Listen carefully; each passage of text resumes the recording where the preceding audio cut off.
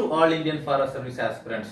Once again, a warm welcome to all of you to my YouTube channel Silva, a ladder to reach canopy.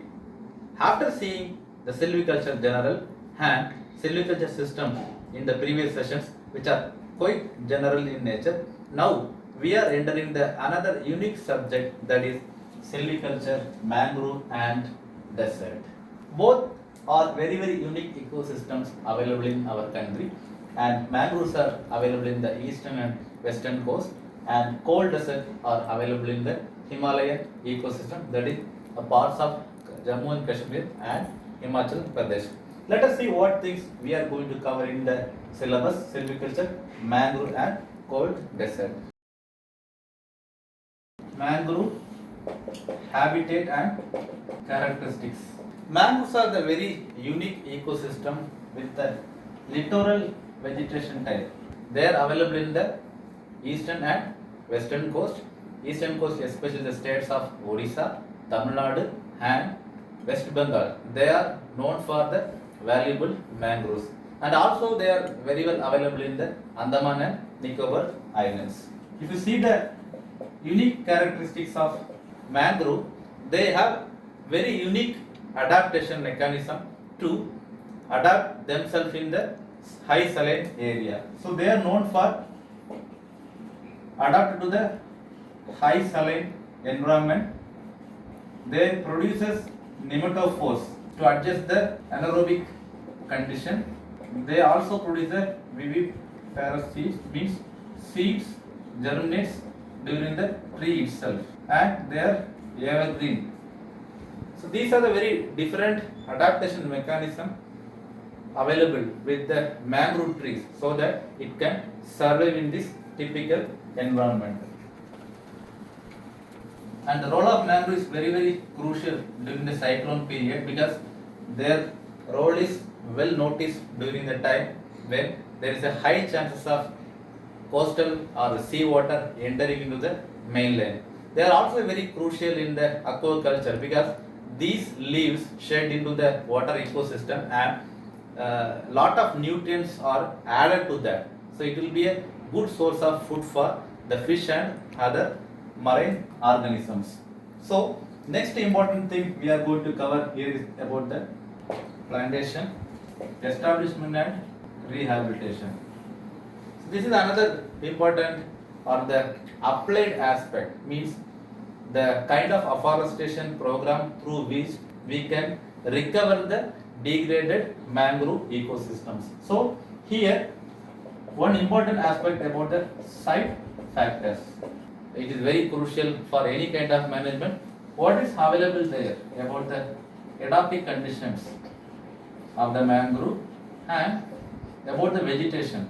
As I mentioned earlier, the mangroves are known for the highly adapted system in the saline ecosystem.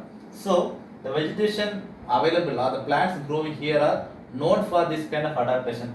But not all the trees growing the mangroves possess a unique or the same type of adaptation mechanism. So there are three different kind of plants growing here.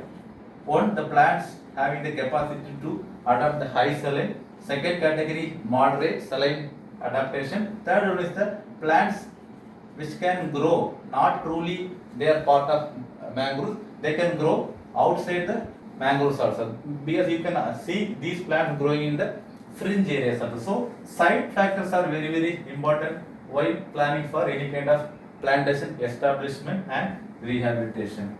Another important aspect is about the natural regeneration. So natural regeneration is also possible in the mangrove ecosystem, because as I mentioned that there is a different unique or the different other unique kind of seed mechanism, that is the viviparous or the vivipary, while the trees the seeds started germinating in the plant itself. So they are detached from the plant, and wherever there is a possibility of growing themselves, it will be growing. So there is a scope for natural regeneration in the mangrove ecosystem.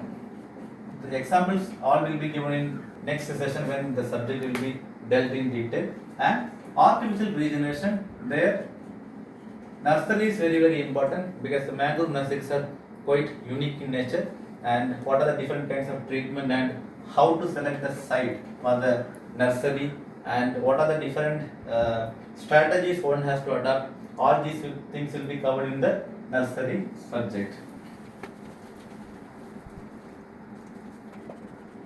And another important aspect in this area is afforestation. Once your plants are ready, how you will carry out the afforestation mechanism.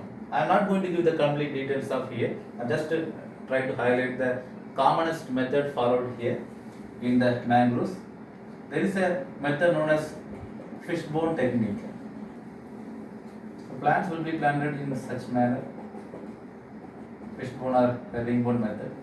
So how one has to plan and how to design all these things in the mangrove vegetation, all these things will be covered in this afforestation. The next important aspect is about the silviculture system.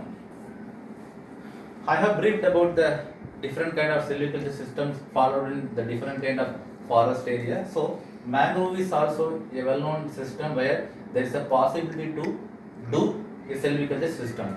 So there are three types of silviculture systems are possible to be followed here: clear filling system, selection system, and selection cum improvement system. How these systems are executed and which are the areas these systems are followed will be dealt in the future classes. Let us now see about the cold desert with more details. Cold deserts are also known as temperate deserts. So quite of us well aware about the hot deserts which are distributed in the western parts of the country like Rajasthan, and cold deserts also known as a very unique ecosystem, and they are distributed in Himachal Pradesh and Jammu and Kashmir. They are known for their extreme weather conditions, undulating, highly undulating terrain. So they are also very unique, and managing these cold desert also a very challenging one. Let me brief about the important characteristics of these cold deserts. They are highly known for the erosion due to the undulating terrain, and rainfall is very less than 400 mm, and the temperature will be revolving around 0 degree. So you can also expect a high snowfall during the major part of the year. So all these things are the very challenging factor in implementing any kind of afforestation program. And if you look at the plant and its management, as per the Champion and Seth classification, that is based on the forest classification, there are 4 types of forests available in this area. One is about the Himalayan, dry temperate, subalpine, dry alpine, and moist alpine. So 4 different types of forests are found in these cold deserts. And some of the examples of plants growing here are Salix, Rhododendron, Juniferus, and Betula. So different kind of adaptation mechanisms are available in these plants to grow in this region. And these places are known for the extremely demanding of the grasses, especially the fodder. The fodder requirement is very high because a lot of times the areas will be covered by snow. So there is a more requirement of fodder growing plants in this region, and similarly with the firewood and timber. So that's why the afforestation in this area is also very important because of all these requirements. So as per the strategies of treating this area, the methods are evolved to grow the plants by storing the moisture in the given micro catchments. So let us see all these details in the next coming videos.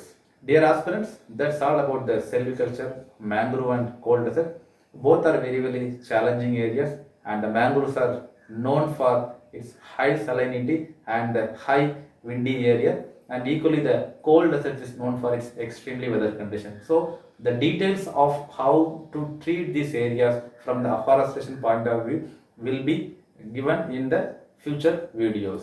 And I wish to inform you that the PowerPoint version of this video will be given in the later time.